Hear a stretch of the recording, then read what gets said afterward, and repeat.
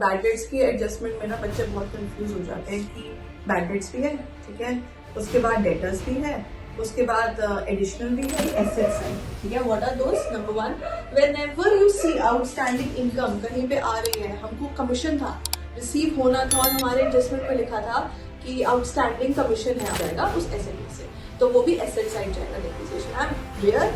I am talking about one effect of it. Second effect तो तुम्हें खुद ही उसको एक्सपेंस में ऐड करना पड़ेगा या फिर इनकम में से ऐड या सब्ट्रैक्ट करना पड़ेगा, ठीक है।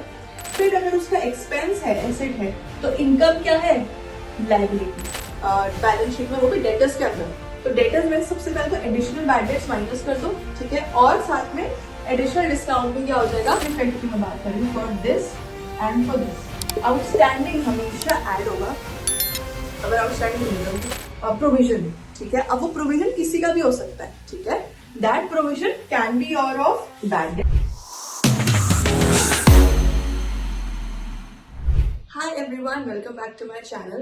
So today we are going to talk about tricks in final accounts. That is the tricks that involve adjustments, right?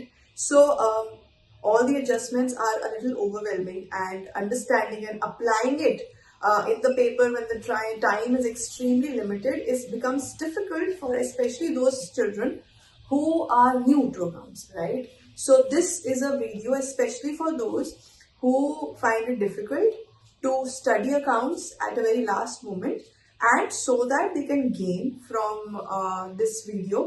And so we are going to talk about the tricks that I could prepare, some of the tricks in adjustments. So honestly speaking, there are not many tricks in final accounts, and you have to understand each and every concept to actually apply the adjustments in final accounts.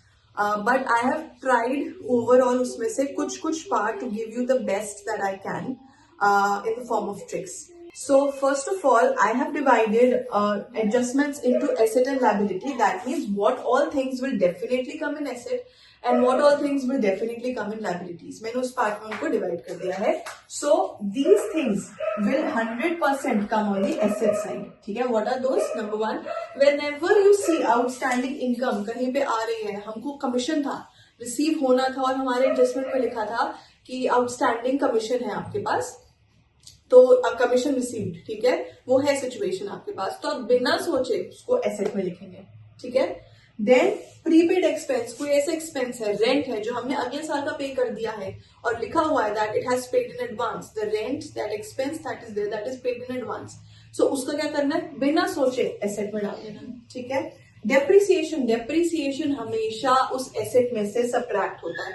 So first तो depreciation P&L account में जाता है and second depreciation कहाँ आता है? Asset में से। तो एसेट साइड में अगर डेप्रिसिएशन कभी भी लिखा हुआ है, depreciation of machinery, depreciation of plant, depreciation of building, whatever it is, वो हमेशा आपका माइनस हो जाएगा उस एसेट में से, तो वो भी एसेट साइड जाएगा depreciation. I am talking about one effect of it. Second effect तो तुम्हें खुद ही उसको एक्सपेंस में ऐड करना पड़ेगा या फिर इनकम में से ऐड या सब्ट्रैक्ट करना पड़ेगा, ठीक है।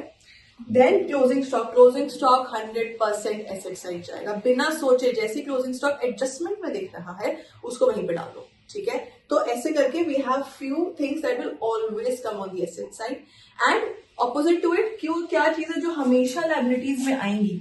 आउटस्टैंडिंग एक्सपेंस, कोई भी एक्सपेंस अगर ऐसा आपके एडजस्टमेंट में लिखा है दैट वी हैव टू पे फॉर इट, वो आउटस्टैंडिंग है for 2 months, for 3 months, for whatever time, तो हमेशा तुम्हारी क्या? लायबिलिटी साइड आएगा। और प्रीपेड इनकम, आप यहाँ पे कॉन्ट्रास्ट देखो, आउटस्टैंडिंग इनकम एक एसेट है तो हमारा आउटस्टैंडिंग एक्सपेंस एक लायबिलिटी है। सो यहाँ पे आउटस्टैंडिंग सेम है, बट यहाँ पे income is an asset for us and expense is a liability for us. So यहाँ पे इनकम हमारा क्या है? एसेट, और एक्सपेंस के साथ हमारा क्या आ रहा है? लायबिलिटी, ठीक है। वर्सेस प्रीपेड उसका अपोजिट चलता है। तो प्रीपेड अगर उसका एक्सपेंस है, एसेट है, तो इनकम क्या है? लायबिलिटी। तो आपको एक चीज याद रखनी है, पहली चीज क्या याद रखनी है कि एसेट में हम इनकम लेंगे, कौन सा? आउटस्टैंडिंग के साथ। क्या करेंगे हम? आउटस्टैंडिंग इनकम एक एसेट है तो इसका ऑपोजिट, आउटस्टैंडिंग का ऑपोजिट क्या होगा? प्रीपेड, और इनकम का ऑपोजिट क्या होगा? एक्सपेंस। तो जब हमको ये फर्स्ट पॉइंट याद है तो हम उसका सेकंड पॉइंट ऑलरेडी याद कर सकते हैं, ठीक है। सो अगर मैं कह रही हूँ एसेट साइड मेरा क्या आ रहा है? आउटस्टैंडिंग इनकम, ठीक है। तो अगर मैं ये कह रही हूँ तो आउटस्टैंडिंग के ऑपोजिट क्या है? प्रीपेड, और इनकम के ऑपोजिट क्या है, एक्सपेंस, तो ये क्या हो जाएगा हमारा asset side. On the other hand अगर लाइबिलिटीज में कह रही है आउटस्टैंडिंग एक्सपेंस मेरा लाइबिलिटी है, तो आउटस्टैंडिंग के ऑपोजिट क्या है मेरा, प्रीपेड, और एक्सपेंस के ऑपोजिट क्या है मेरा, इनकम, तो ये क्या आएगा हमारा लाइबिलिटी साइड। तो इतना तो आपको याद करना पड़ेगा कि ए, let's do it like this, AOI और यहाँ पे कर दो LOE, ठीक है। अगर हम AOI और LOE समझ गए तो उससे हमारा क्या हो जाएगा, इसका ऑपोजिट OI का ऑपोजिट भी सेकंड पॉइंट एसेट बन जाएगा और OE का ऑपोजिट क्या बन जाएगा हमारा लायबिलिटी। तो ये चीज बेसिक है ये to understand the trick that if you, हमें ना यूजुअली क्या होता है, जो बच्चा स्पेशली कॉमर्स बैकग्राउंड से नहीं है, आउटस्टैंडिंग प्रीपेड इनकम एक्सपेंस में गोल हो जाते हैं। तो अभी आपको एक चीज याद रखनी है, AOI एंड LOE। जब AOI है तो क्या किस साइड आएगा हमारा, एक इफेक्ट उसका एसेट साइड, और LOE का एक इफेक्ट हमारा क्या आएगा, लायबिलिटी साइड। और उसके ऑपोजिट जब मुझे दूसरा समझना है, OI का ऑपोजिट क्या है, O का ऑपोजिट क्या है, प्रीपेड, और I का इनकम का ऑपोजिट क्या है, एक्सपेंस, तो वो भी क्या आएगा, एसेट साइड। वेराज यहाँ पे O का ऑपोजिट क्या है, प्रीपेड, एक्सपेंस का ऑपोजिट क्या है, इनकम, तो वो कहाँ पे आएगा हमारा लायबिलिटी साइड। तो आपको इस हिसाब से याद करना पड़ेगा कि हम कैसे और एडजस्टमेंट्स को कहाँ लिखेंगे, ठीक है। इसके अलावा depreciation and closing stock is a separate thing and not very difficult to actually remember, और बच्चा कंफ्यूज इसमें नहीं होता है कि डेप्रिसिएशन हमेशा एसेट में से माइनस किया जाएगा और क्लोजिंग स्टॉक हमेशा ही बैलेंस शीट में लिखा ही जाएगा अगर एडजस्टमेंट में दिया है तो, ठीक है। और दूसरा इफेक्ट क्या होगा, वो ट्रेडिंग अकाउंट में शो किया जाएगा, ठीक है। Now these are another points that we need to take away. Number one, outstanding is always added.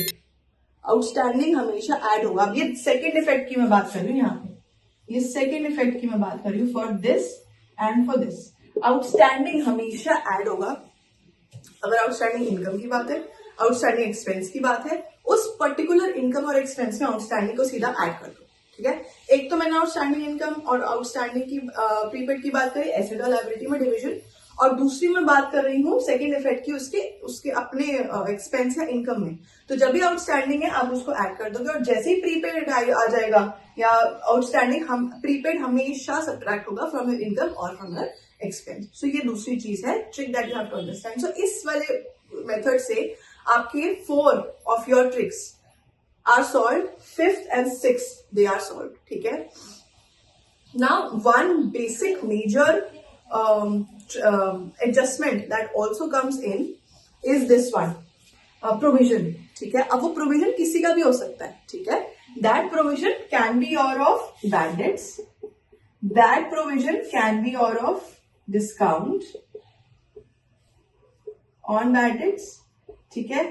So provision किसी का भी हो सकता है, और अगर क्वेश्चन में provision old और new दिया जाता है, ठीक है, अगर एक प्रोविजन है then that will be added. अगर ओल्ड और न्यू प्रोविजन दे रखा है तो ओल्ड प्रोविजन ऑलवेज सब्ट्रैक्ट होगा। ये मैं सेकेंड इफेक्ट की बात कर रही हूँ। सेकेंड इफेक्ट में old provision is always subtracted and new provision is always added. Now what about the first effect, because we are understanding the both the sides of the coin, right? So what about the first effect that is there? Okay, so let's now continue to the last aspect of adjustments, ठीक है, tricks in that. तो bad debts की ना trick में बहुत, bad debts की adjustment में ना बच्चे बहुत कंफ्यूज हो जाते हैं कि बैड डेट्स भी है, ठीक है, उसके बाद डेटर्स भी है, उसके बाद एडिशनल भी है, उसके बाद न्यू प्रोविजन भी है, ओल्ड प्रोविजन भी है, डिस्काउंट भी है, ओल्ड प्रोविजन का डिस्काउंट है, न्यू प्रोविजन फॉर डिस्काउंट है, किस पे क्या करना है, कौन सा level, step and all that stuff. So we are going to do it here, okay. तो सबसे पहली बात है, बैड डेट्स का ना आपको समझना है कि 3 चीजें ही आएंगी। सबसे पहले या तो वो एडिशनल बैड डेट्स हो सकते हैं, या फिर उनका प्रोविजन होगा ओल्ड न्यू का, या फिर डिस्काउंट का होगा प्रोविजन ओल्ड न्यू, ठीक है। हमने अभी ये बात समझी है that old provision is always subtracted and new provision is always added, that is the second effect which we will do here. But let's understand what was the first effect. पहला effect क्या था, debtors कहां पे होगा हमारा, balance sheet में। हमेशा debtors का ताम झाम ना बैलेंस शीट से एसोसिएटेड होता है, ये बात आप याद रखो।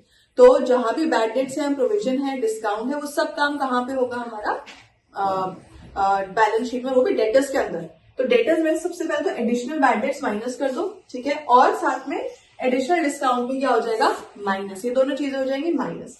फिर क्या रहा हमारा, अब आएगा न्यू डेटर्स। अगर ये दोनों चीजें क्वेश्चन में गिवन है तो ठीक है, नहीं गिवन है तो भूल जाओ। तो अब न्यू डेटर्स आ गया, इसमें से हम न्यू प्रोविजन को क्या कर देंगे, माइनस, और another for bad debts and new provision for discount भी हो जाएगा minus. So new provision is always added in your PNL account but is always subtracted in your balance sheet की debtors में। तो ये आपको याद रखना पड़ेगा कि न्यू प्रोविजन जब ऐड हो रहा है कहां पे, पीएनएल में, और माइनस कहां हो रहा है, एसेट की बैलेंस शीट में एसेट साइड पे।